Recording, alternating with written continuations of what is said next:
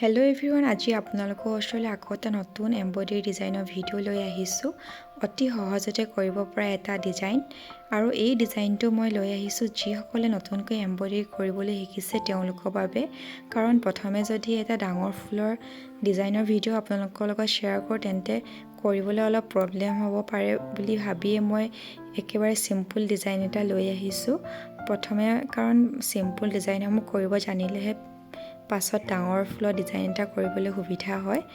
আৰু যিসকলে এম্ব্ৰইডাৰী কৰিবলৈ জানে তেওঁলোকৰ বাবে বাৰু একেবাৰে সহজ ডিজাইন হয় এইটো।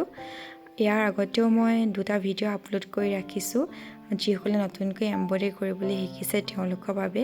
যদিহে আপোনালোকে ভিডিঅ' দুটা চোৱা নাই তেন্তে চাব বুলি আশা ৰাখিলোঁ, আৰু স্কিপ নকৰাকৈ ভিডিঅ'টো শেষলৈকে চাব, তেতিয়াহে আপোনালোকে ধৰিব পাৰিব যে মই এম্ব্ৰইডাৰীটো কিদৰে কৰিছোঁ। আৰু এম্ব্ৰইডাৰী কৰিবৰ কাৰণে মই ৰিবন ব্যৱহাৰ কৰিছোঁ ব্লেক, গ্ৰীণ আৰু গ্ৰীণ কালাৰৰ এংকৰ বল, লগতে হোৱাইট কালাৰৰ মণি। প্ৰথমে মই ডিজাইনটো এখন পেপাৰত বনাই ল'লোঁ, আৰু তাৰ পাছত কাৰ্বন পেপাৰ সহায়ত কাপোৰযোৰত বনাইছোঁ।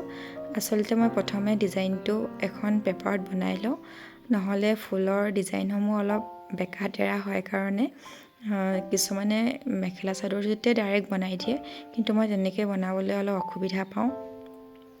ইয়াৰ পাছতে মই ৰিবনেৰে ফুলপাহ এইদৰে এম্ব্ৰইডাৰী কৰি গৈ আছোঁ। আপোনালোকে হয়তো ধৰিবলৈ পাৰিছে মই কিদৰে এম্ব্ৰইডাৰী কৰিছোঁ। ভিডিঅ'টো একেবাৰে শ্ল' কৰি ৰাখিছোঁ, কাৰণ স্পীড দেখালে আপোনালোকে হয়তো ধৰিব নোৱাৰিব মই ডিজাইনটো কিদৰে বনালোঁ। আজিকালিতো বহুতে এম্ব্ৰইডাৰী কৰিব জানে বাৰু, তাৰ মাজতো কিছুমানে নতুনকৈ কৰিবলৈ শিকিছে। সেয়ে ভাবিলোঁ তেওঁলোকৰ সুবিধা হ'ব বুলি ভাবি এই ভিডিঅ'টো আপোনালোকৰ লগত শ্বেয়াৰ কৰোঁ। এইদৰে মই সম্পূৰ্ণ ফুলপাহ বনাই ল'লোঁ। তিনিওপাহ ফুলৰ ডিজাইন একেই কাৰণে মই এপাহ ফুলতে আপোনালোকক দেখালোঁ কিদৰে মই এম্ব্ৰইডাৰী কৰিলোঁ। আৰু ইয়াৰ পাছতে মই ফুলৰ মাজ অংশখিনিত মণিকেইটা লগাই দিম। মণি সলনি ৰিবনো ব্যৱহাৰ কৰিব পাৰি, কিন্তু মই মণিকেইটা দিলে ফুলপাহ দেখিবলৈ বেছি ধুনীয়া হ'ব বুলি ভাবিয়ে মণিকেইটা লগাই ল'লোঁ। এইদৰে মই তিনিওপাহ ফুলতে মণিকেইটা লগাই ল'লোঁ।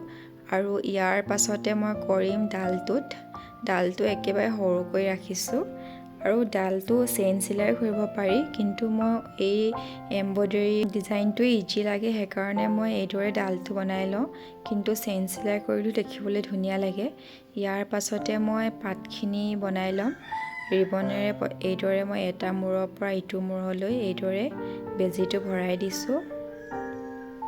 পাতৰ ডিজাইনসমূহ আপোনালোকে বেলেগ বেলেগ ধৰণে দিব পাৰে, সেই ভিডিঅ'টো আপোনালোকৰ লগত মই শ্বেয়াৰ কৰিম বাৰু কিদৰে মানে বিভিন্ন ধৰণে পাতসমূহ বনাব পাৰি, লগতে বিভিন্ন ধৰণে ফুলৰ ডিজাইনো বনাব পাৰি, তাৰো ভিডিঅ' মই আপোনালোকৰ লগত শ্বেয়াৰ কৰিম অতি সোনকালে।